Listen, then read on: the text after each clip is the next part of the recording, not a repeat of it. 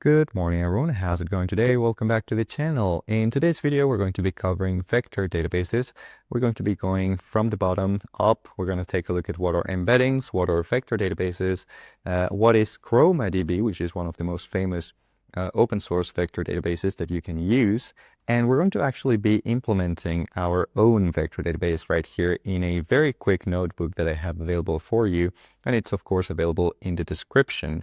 We're going to be taking a look at how to create your own vector database, how to add data to it, delete it, query it, etc., how to run CRUD operations on top of it, how to create collections, and everything very clear and very spelled out right here in this notebook, which is what we're going to be covering today. So without any further ado, let's get right into it.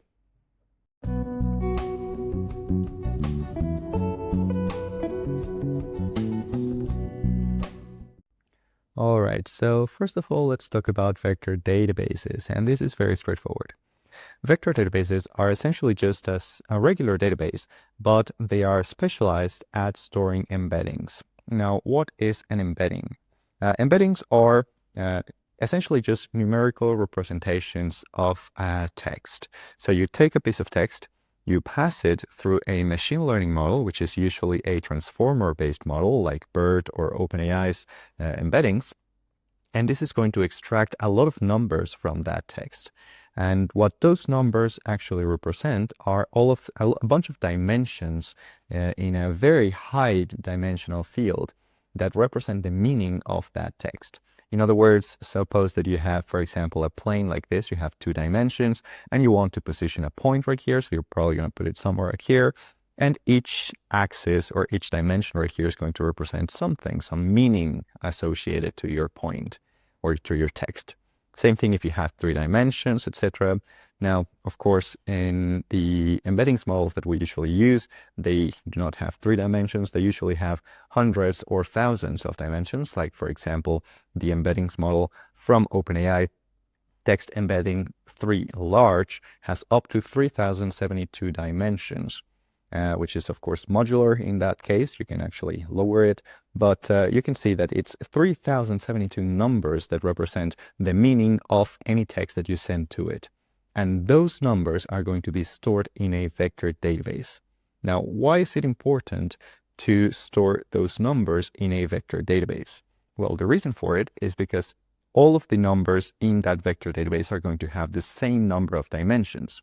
So all of the points right here are going to have the same number of dimensions, which means that they're going to be in the same dimensional plane, which means that you can see how close they are to each other. So in this example, we have 3 dimensions, but consider that this is actually thousands of dimensions. Let's suppose that you have this point right here, which is a text talking about the Mona Lisa, and you have this point right here, which is a text talking about, say, the Italian Renaissance.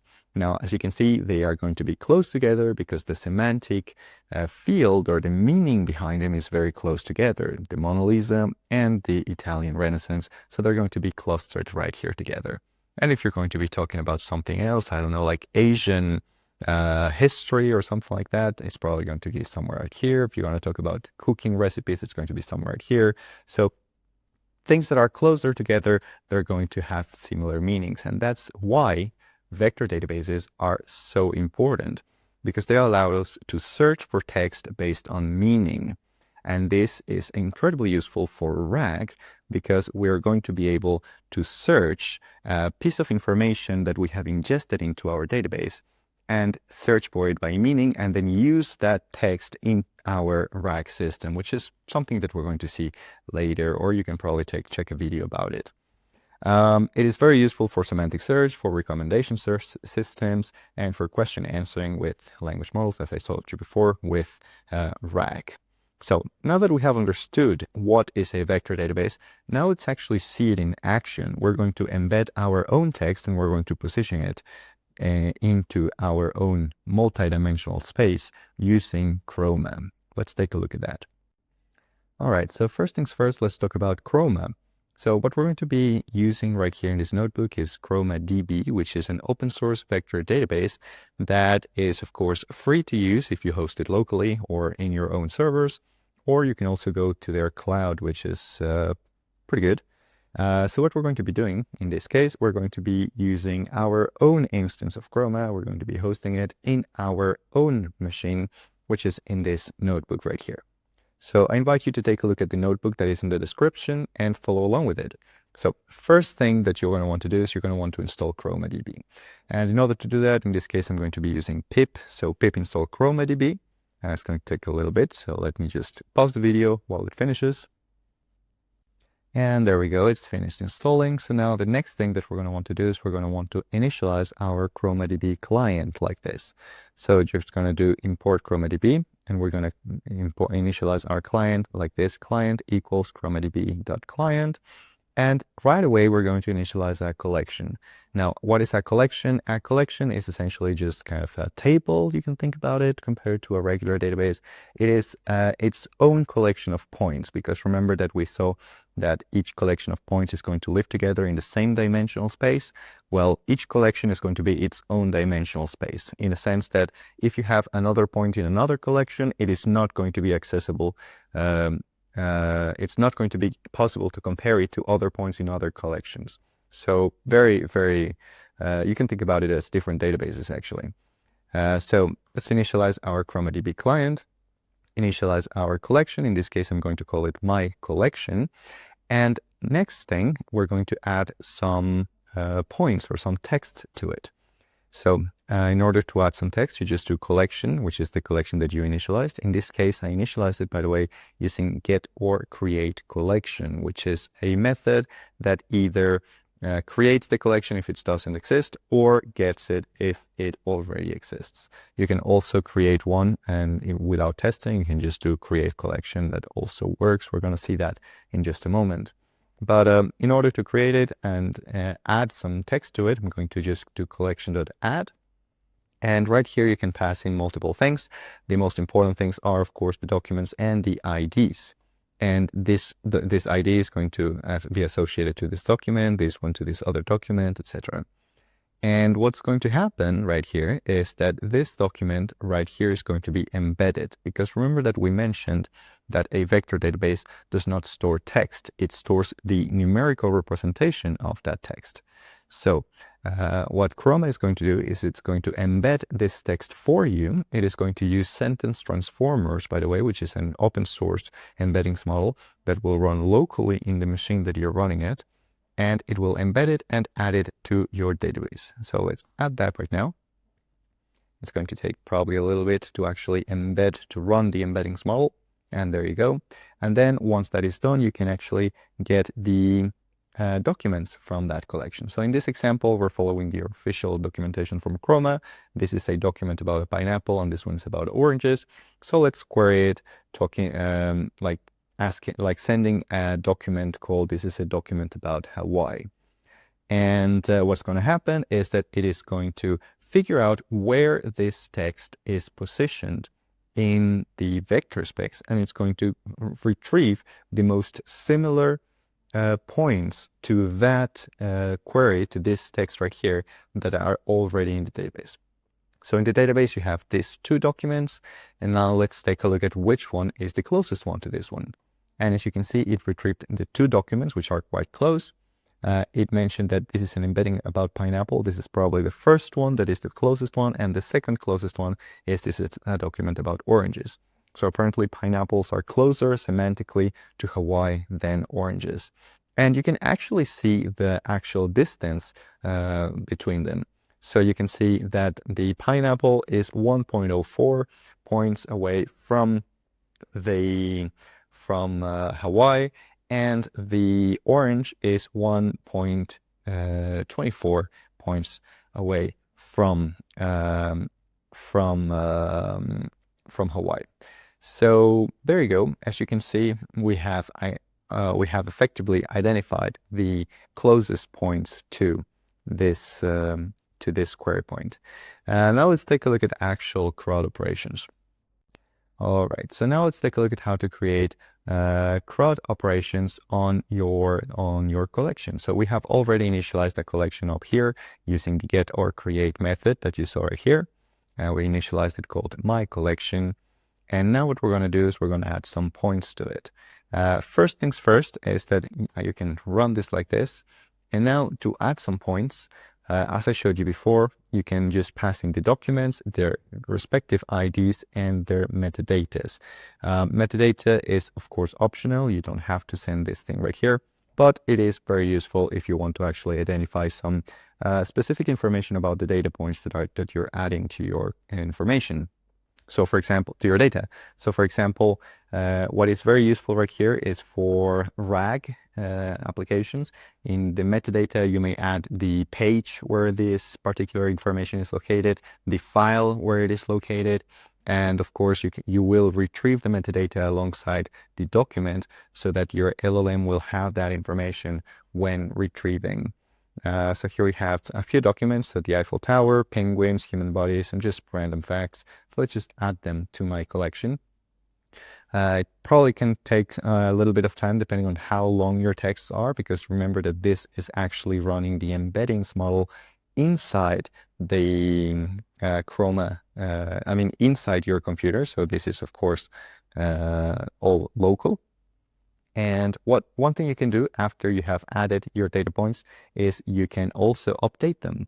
So if you run collection.update and you pass in an ID that already exists, it will be able to update that one. So in this case, my ID number 1 was associated to the Eiffel Tower in Paris, and let's just update it to the Colosseum. Let's just run this now. And after that, it will, that particular point will be updated. However, something to keep in mind is that the metadata's parameter right here only updates the specified keys right here. So this right here will still have the metadata source architecture and the year built, which is probably wrong for the Colosseum now that I think about it. You can also use upsert method, which updates the data point if it already exists, and if it does not exist, it creates it. So in this case, I'm going to be again updating the ID, the point with the ID number 1, and I'm also going to be upserting or creating the ID number 6. We're going to be talking about Rome on the first one, and the sixth one we're going to be talking about Paris, and then we pass in our documents. And once that is done, you can just get those documents, get those data points. So in order to get them, you can just run, you can get them by ID. So you can run collection.get, and you can just execute this right here. And in this case, you can also add the include parameter, which tells you which properties the data point is going to include in the results. And the default is only metadatas and documents, but you can also add the embeddings if you want them. And in this case, I have retrieved the embeddings right here.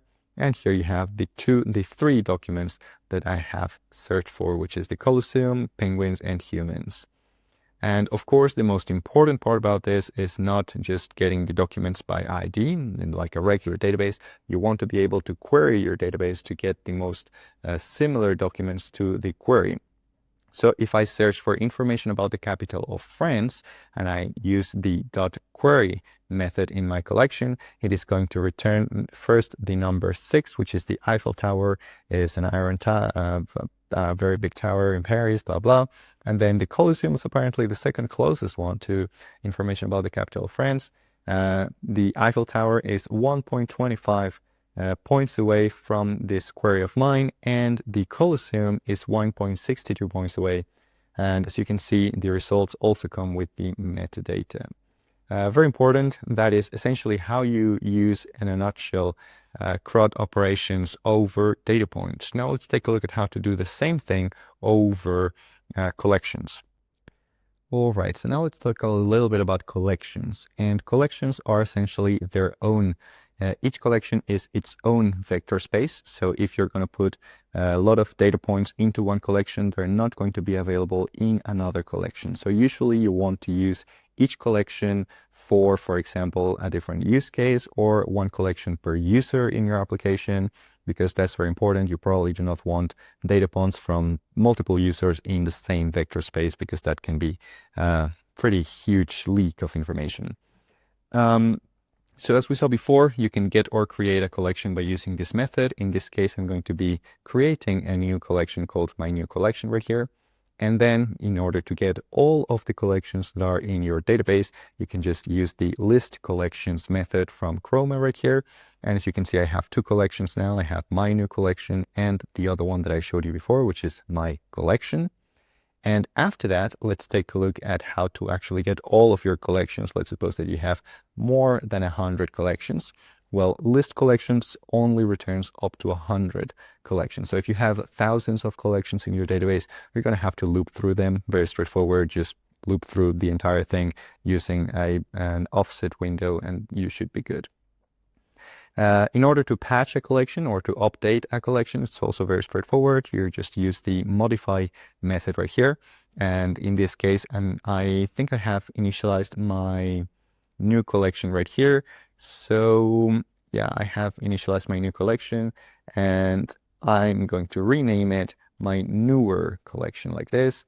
And I am also going to update its description, and this is going to update that collection right here. So now if I go right here and I list my collections again, you can see that my new collection is now renamed to my newer collection. Next thing, you can also delete it, of course. I'm going to delete my newer collection, of course. And now that collection is gone. And now if I run this again, you will see that I only have my collection right here. Now I'm going to get my collection back right here. So my collection, which is the one that contains all of the information and all of the data points that I showed you before. And what we're going to do is we're going to peek into it. And that is just a very convenient method, just collection.peek. And it basically returns a given number of data points from it, including its embedding. So if I peek into this one right here, and I set it limit to 2, I will get these 2 data points with all of their embeddings. These are, of course, all of the numbers in the high dimensional field, as I told you before. It returned the embeddings, the data points number 1 and 2. And in order to take a look at what they actually include, let me take a look at it. So here they are. The documents are the Colosseum is a Roman amphitheater and penguins can swim. There you go. And then it has all of their metadata as well. A very convenient method. And of course, the most convenient method of all is the one that I already showed you, which is collection.query. Okay. So there you go. That is CRUD on top of collections. Now let's take a look at how to persist your database. All right, so now let's take a look at how to persist your database, because so far we have initialized our database like this, but we have not specified a persistent directory, which means that this database actually was living in memory, which means that if I restart my application at some point, it is just going to delete everything that I had previously ingested. It's not going to store anything. Everything's going to be deleted because it was in memory.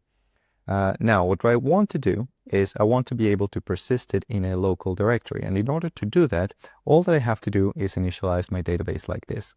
So I'm going, instead of doing just chromadb.client, I'm going to do client equals chromadb.PersistentClient. And this one right here takes the path as parameter. And the path in this case, I mean, this one is, by the way, this is the default path, but in this case, it's going to be chroma. And then I'm just going to initialize a new collection called rag documents. So as you can see right here, here is my my file system. Now I'm going to execute this. And as you will see, it will create a new directory called chroma right here, which is going to include my SQLite instance with my ChromaDB right there. And now if I want to, for example, add new documents to this instance, let's suppose that I just want to add these documents right here. You will see that they are added right here, and that is actually persisted. There you go, here they are. And this is how this is persisted. Now, if I restart my application, I can just reinitialize my Chroma client targeting this path right here, and this one right here is going to remain persistent. I mean, in this example, probably not, because this is a notebook, but if you were in a local environment or in an application, this is how you would persist your database. There are, of course, other ways to initialize this. You can also initialize it in the CRUD client if you're running this on their tenant service, or you can also host a Chroma database like you see right here and just connect to it via a host and a port. That's also possible. That's beyond this crash course, but That's beyond the scope of this crash course, but at least now you know how to persist a vector database locally when you're using Chroma. So there you go. And now the next thing to do is to join the completely free AI engineering community that's right there in the description, where you will be able to meet AI engineers, you will be able to talk to me, you will be able to ask me questions, and I'll be there to answer any questions you have if you ever get stuck with this content, with the videos or with the courses. And of course, right there, you also have the opportunity to get the complete AI engineering bootcamp, of which this video is one of the lectures. So feel free to take a look at that. It'll be a great pleasure to see you around there. So there you go. Today we have covered what is Chroma, what is a vector database, what is an embedding, and we have also covered pretty much all of the operations that you can do with a vector database like Chroma. So there you go. It has been a great pleasure as usual and an awesome honor to have you right here with me. Thank you very much, and I will see you next time.